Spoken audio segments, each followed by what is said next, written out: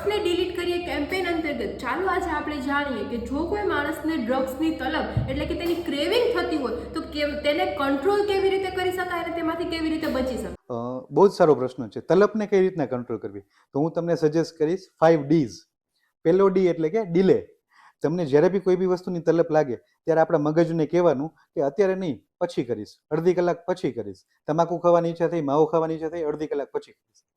પછી બીજું ડિસ્ટ્રેક્ટ એટલે કે ધ્યાન દોરવું બીજી તરફ. એ સમયે જ્યારે તલબ લાગે ત્યારે કોઈ બી બીજી અન્ય આનંદમય પ્રવૃત્તિમાં ધ્યાન દોરવાનું આપણે, અથવા આપણી જગ્યાએ જે જગ્યાએ બેઠા હોય એ જગ્યાએથી જગ્યા ચેન્જ કરી દેવી. પછી ત્રીજું ડ્રિંક વોટર. આ સમયે એક ગ્લાસ આખો પાણીનો પી જવાનો, એટલે પેટમાં એક સંતોષની લાગણી અનુભવાશે અને જે આગળના જે 2 સ્ટેપ કરેલા છે એને બી ફાયદો મળશે.